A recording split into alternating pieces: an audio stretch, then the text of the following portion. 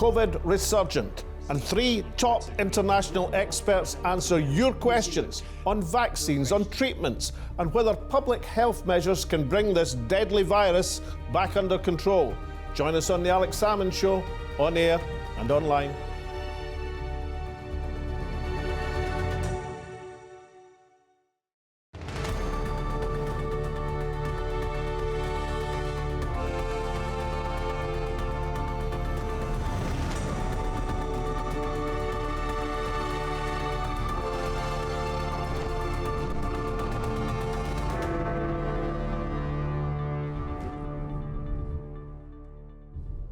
Welcome to the Alex Salmond Show, where we give you the opportunity to question world-ranking experts on the COVID pandemic. With COVID resurgent across the UK and in many countries around the world, our 3 wise men answer your questions on what, if anything, can be done. From the world of intensive care, Professor Hugh Montgomery, Chair of University College London Intensive Care Unit, can advise on how treatments are progressing for the deadly condition. From the world of virology, Cambridge University's Dr. Chris Smith can tell us how close we are to securing a vaccine to offer an escape route out of this nightmare. And from the world of public health, Professor Harry Burns, the new president of the BMA and former Chief Medical Officer of Scotland, discusses with Alex whether the virus can be brought back under control through tighter public health measures. From your questions, we will seek to draw the lessons across the UK and internationally. But first, let's look at the reviews of last week's show on renowned Scottish artist Gerard M. Burns. And first we hear from Lynn Finlayson, who says, "Fascinating programme, what a fantastic artist Gerard is. Great to hear about our Scottish talent. Hope you make more like this, especially independent supporting artists." Anne says, "Love the interview with Gerard Burns, he's a great artist." Alan McCarg says, "Great show, thank you, Sarah Alba." Ruth Laird says, "Thoroughly enjoyed the programme, could have watched it longer, thank you." Faye Kennedy says, "Nothing more poignant than the flag and a bairn. That's what we're all about." And finally, Winnie Greer says, "About Gerard's paintings, I love the Saltire." Now over to Alex with your questions to our 3 top experts. So welcome Dr. Chris Smith and Professor Hugh Montgomery. Now, our first segment of viewers' questions is on vaccines. I think particularly with the news of further restrictions in the UK, the virus resurgent in many countries around the world, people are turning their minds to vaccines. And the Chief Medical Officer in England said 6 months was an estimate. And we've got direct questions from Finlay Burns and from Maggie Chetty, who say, when do you think a COVID-19 vaccine will be available? So over to you, Chris Smith. I was speaking this week with one of Cambridge University's foremost experts on this, Gordon Dugan, who is a vaccinologist, is an award-winning vaccinologist, and he has brought to the clinical coalface a number of vaccines over the course of his career. And I asked him this very question last week and said, with a fair wind behind it, what's his most optimistic projection? He said to me he's thinking realistically probably in 2021 June, so it might be as long as 9 months to go yet. The government themselves have said that we might see some vaccine available before Christmas on a small-scale basis. This might be just part of a trial or whatever, but really to scale this up, to get it to the number of people who need it and do it in a safe way, it's still going to take quite a bit of time. So that's why I think the projection of June 2021 is not unreasonable. Professor Hugh Montgomery, Laura Connaughty and Vanna have written in with questions about vaccine, but asking, in the case of Laura, there were 450 people dying from cancer each day prior to the pandemic. What are the predictions for mortality with a lack of screening and the inability to pursue treatment as you would normally do? And Vanna asks, how long is the process of strain mutation in a virus of this kind, and what implications does that have for a vaccine? So how does the balance with the treatments that are normally available in the NHS with the concentration on finding a vaccine solution to this pandemic? Well, taking that first question more broadly then, there's no question at all that we are definitely seeing the health impact more broadly of the lockdown in treating COVID. And I was speaking with my colleagues only recently. We're seeing people presenting to emergency departments now with disseminated cancers that perhaps would have been treatable or curable if picked up 7 months ago, because they've not been able to see their doctors and they've not been able to get into hospitals for assessment. And another colleague in palliative care says the same thing, that they're getting overwhelmed with palliation now of people who otherwise might have been treatable. So it's a good point. We must remember that whilst we are all trying to save the lives of COVID patients, there really is a genuine big impact going on in the general population with diseases such as cancer that are not getting treated. That is a balance that we do have to address. On the issue of the mutation, viruses all mutate. In fact, all genomes mutate. We know that there are vast numbers of minor variations in this virus already. The one that was most dominant was known as a GD change. It's one amino acid in the spike protein, the protein uses to attach to cells. And the one that's now dominant is not the one that came originally out of Wuhan. It seems as if this G variant is a little bit more infectious. It gave it just enough of an edge to become the dominant form. So my guess is, yes, it will mutate. It will change in infectivity, possibly in its severity over time. It's hard to know at what point and if and when that just changes the efficacy of a vaccine. And Christopher, Peter Bota, emailing in from South Africa, he asked that direct question: what is the rate of COVID-19 mutations with other viral strains in the wild? We have, for example, the French and the Wuhan strains. Should we be watching mutation rate closer in order to predict new viral activity? How long, therefore, would a vaccine remain effective?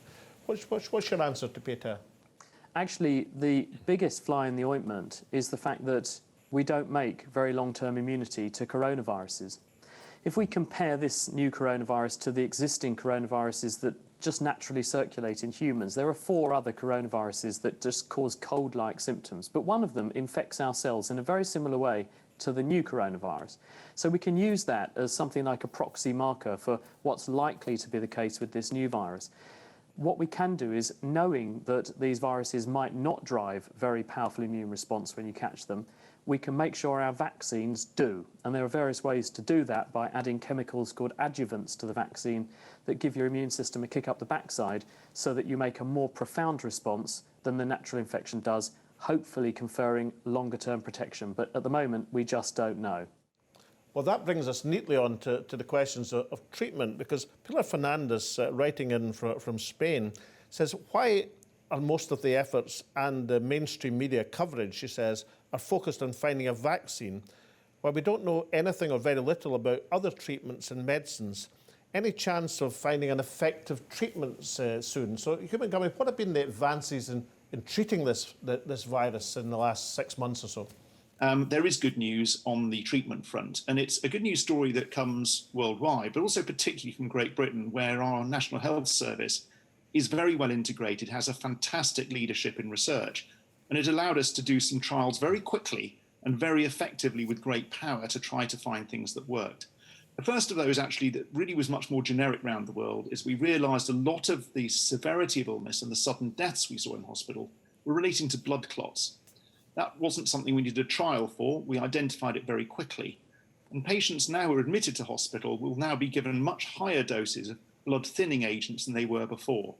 And now the patients we're seeing in hospital all get that routinely, and we're picking up clots much, much earlier. And that in itself is going to make a big difference.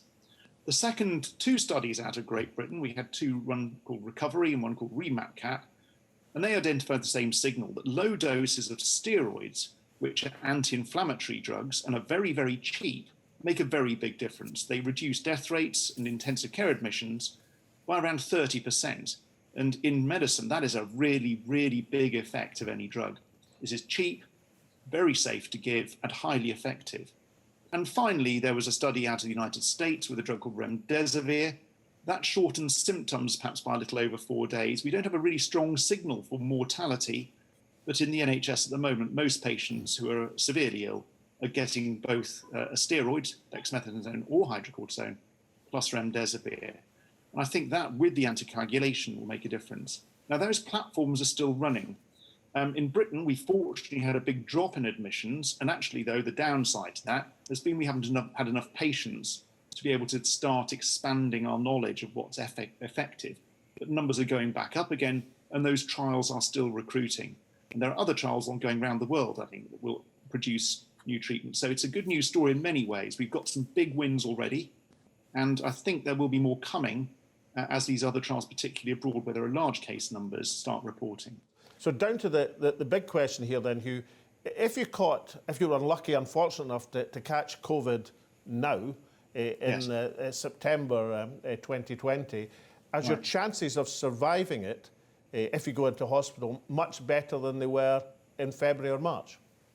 We don't know, but I think that would be the case. We certainly saw a signal over time during the first COVID wave that intensive care mortality fell as time progressed. Now, that might partly have been organisational, because we were swamped at the beginning, and that was very difficult to manage just organisationally.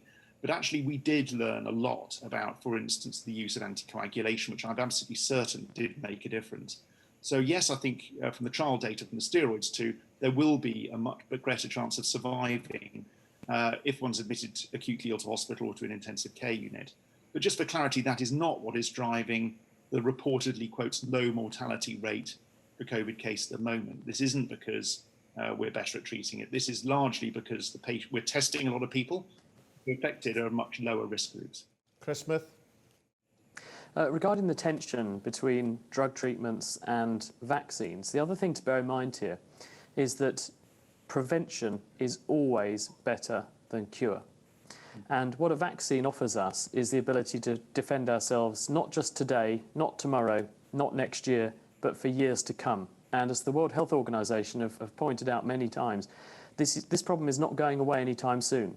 There's at least 5 years of the present predicament to run, and thereafter we fully anticipate this new coronavirus is going to settle down and become an endemic human infection. It's going to continue to circulate, joining the other cadre of coronaviruses that cause seasonal infections in humans. And therefore, it's likely we are going to need to prevent this sort of infection, or at least the severe manifestations of it, in at least a susceptible population all over the world in years to come. And that means that having a vaccine that does that reliably and does that safely is a huge potential win and will enormously tip the balance in our favour in the future. And while acute drugs for managing the crisis here and now are very important, and lots of investments going into trying to find them, including cutting-edge AI technologies. I'm talking to colleagues who have got very clever ways of using artificial intelligence learning systems to look at how when viruses go into cells, they change the spectrum of genes that are turned on and turned off in a cell, and they can marry that pattern up with the changes that different drugs produce. And they're using the argument, well, if a drug produces the mirror image changes in the gene profile in a cell that the virus does, perhaps that drug could interact with that virus and stop it growing. So people are looking at enormous numbers of drugs that we already have on the shelves to see if they can see these sorts of matches. And that will help us here and now, but one must never take your eye off the longer term, because this problem is not going to go away, and therefore having a long-term solution that will work well before we get anyone in such extreme health conditions that they're going to need Hugh's help. Unfortunately for you, I'm not trying to do out business you, but that's going to be the really critical thing here, which is why investment in a vaccine is very important. Join us after the break, where Alex asks our top experts what the future holds. When will this contagion finally be beaten? Join us then. Welcome back. Alex is in conversation with Professor Hugh Montgomery, Chair of the Intensive Care Unit at University College London, and Dr. Chris Smith, virologist at Cambridge University. Now, we've had a number of questions about immunity, and Scott Hutton, he wanted to know how many people have been found to have a complete immunity to the disease. So the complete immunity, don't know. We don't know what complete immunity would mean. I think immunity does exist, and as I say, it does exist, I'm quite certain, but to this, how complete it is and how long it lasts, I don't know. We do know that the coronavirus does mount a significant immune response. Your body does defend itself, and it does that in a couple of ways. It makes these chemicals called antibodies, which are proteins that latch onto the viral cell and help your body attack that cell. So if you wanted my guess is that you do get some degree of effective immunity, but quite at what level of antibodies you need and how long immunity will last, I don't know. Now, Chris Smith, JT asks just a direct question that Hugh's been alluding to. After contracting COVID-19, are we immune to the disease? Lots of people want to know the answer to that question. If you get it once, can you get it again? You alluded to that earlier, but you also said this disease could be endemic. in the population. What did you mean by that? We don't know what proportion of people will have long-term immunity having had natural infection with this coronavirus. And as we are beginning to see, alarmingly, there are people who were sufficiently ill with it the first time round to take them off to hospital. They recovered, but then they have been confirmed as catching it again. And it's not just that the virus lurked in their body. We can prove genetically that they've been infected with a new strain of the virus or a new variant of the virus, proving that the immunity that you make, at least in some people, is short-lived. Now, on the subject of pandemics versus epidemics, and so at the moment this is a pandemic. It came from one corner of China, as far as we know. It has eclipsed the entire world, and now we're dealing with it. But will it switch to become an endemic infection? We think it probably will. Endemic means it's effectively tied up, bound up, and circulating relentlessly within a population. Yes, we think that's the case. Other good examples of this, HIV has caused a pandemic. It came from one corner of Africa, it spread to involve the entire world. It's now endemic in the human race. So that's a good example of a pandemic virus that was a newly emerging infection that then's become an endemic infection, an endemic, relentless problem in the human race. So one last question for you both. I'll start with you, Hugh Montgomery. In this great struggle that we're now immersed in between the virus on the one hand and science and medicine on the other, who's going to come out on top? We've got to remember that we've had 3 emergent diseases in only 17 years, partly due to the way we treat our natural environments and animal husbandry and so forth. This won't be the last. Unless we start changing the way we behave, there will be more of these, and we'll go round this circle again. So it's a call to arms, echoing what Chris said earlier on, prevention. You know, an ounce of prevention is worth a pound of cure. Let's not take our eye off the ball. Let's start changing the way we treat our natural environment to try to stop these emergent diseases becoming quite so frequent and prevalent, because 3 in 17 years is quite a lot.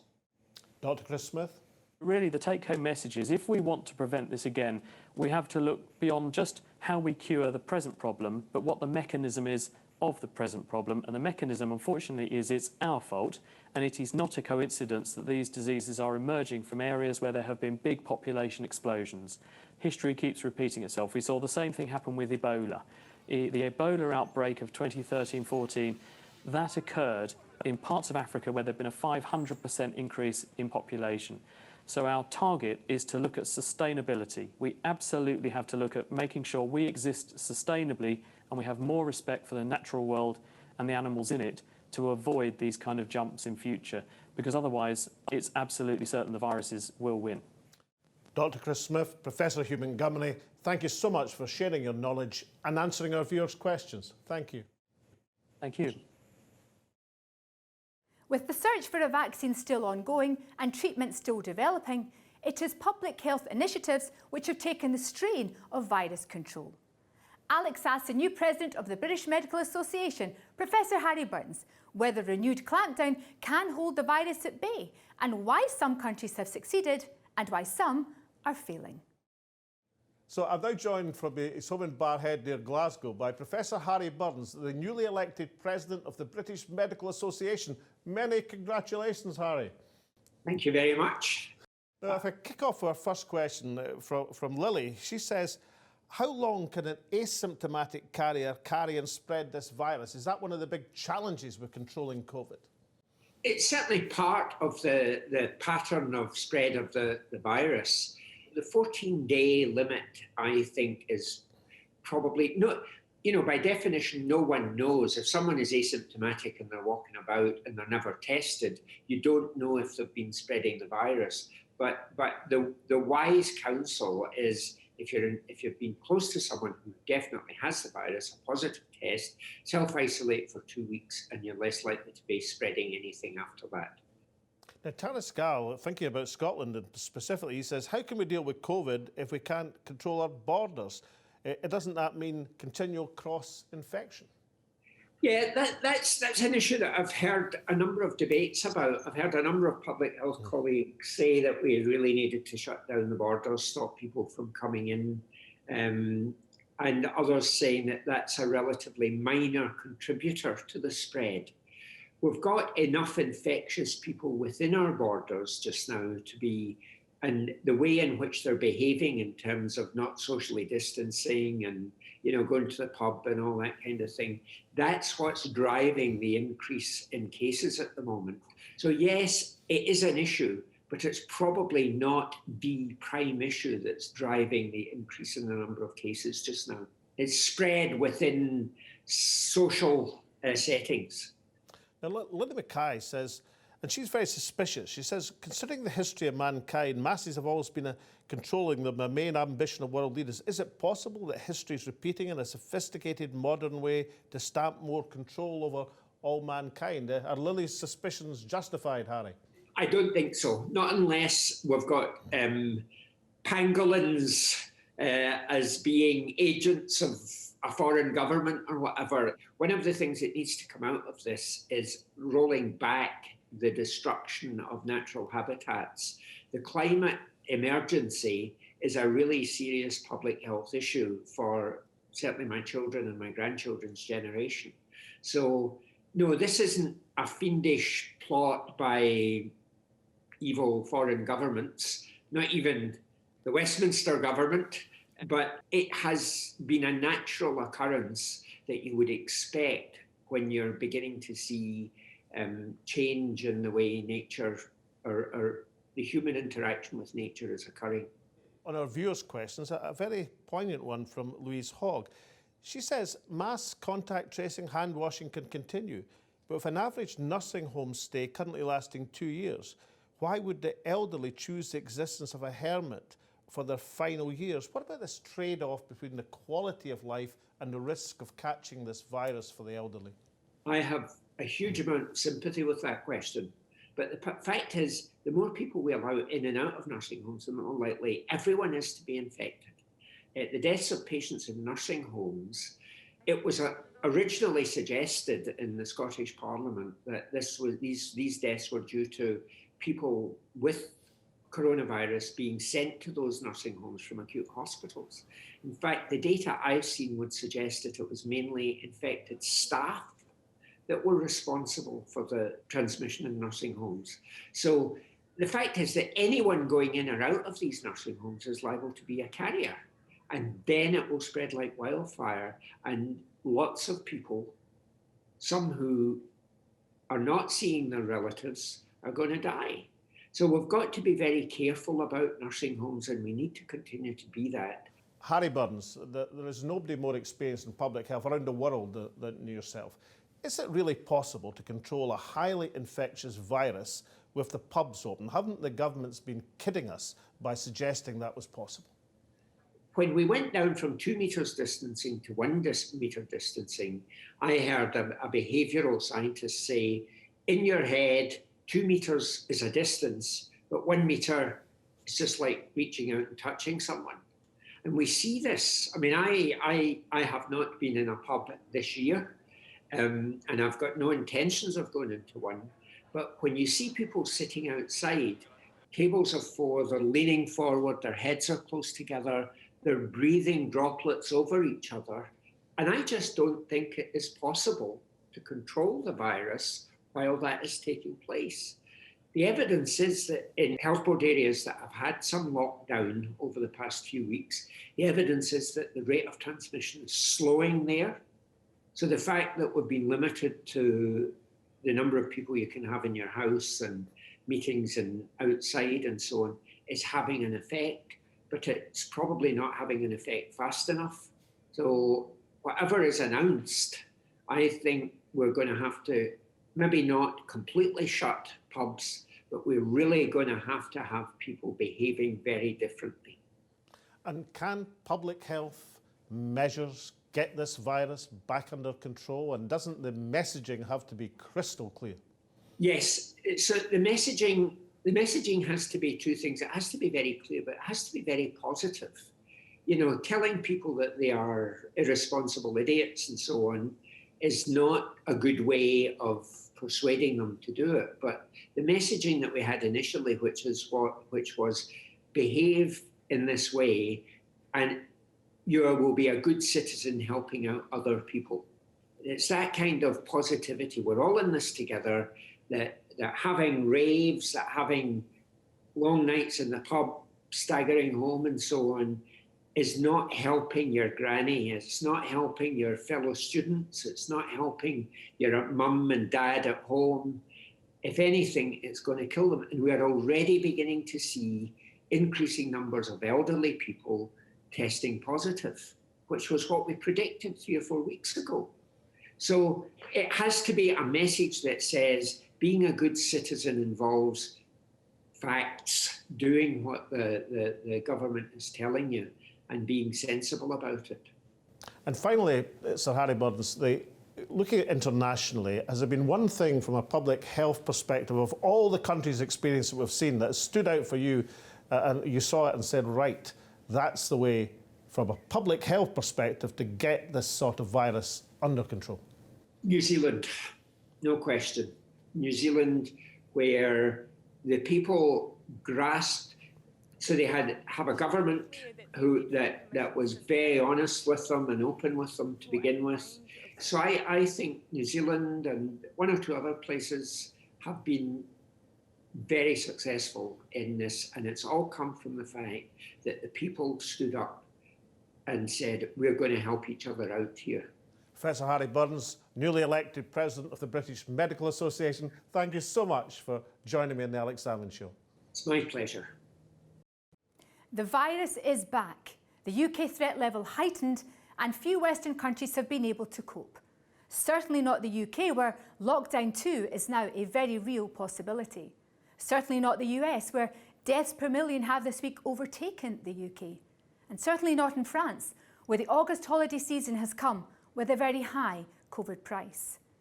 There are countries which have been islands of success, and many of them have indeed been islands. However, worldwide on current trends, by the end of this week, the mortality rate will approach 1 million. And by the end of this year, the international infection numbers will surpass 50 million people. Today, our 3 experts have given straight responses to some of the biggest questions and deployed them with profound common sense. Their comments on the connection between the threat of new emerging viruses and the destruction of the natural environment, and therefore the sustainability of the human condition, were particularly pertinent. Whether that can be translated into new and better policy direction remains to be seen. But for now, from Alex, myself and all at the show, stay safe, and we hope to see you all again next week.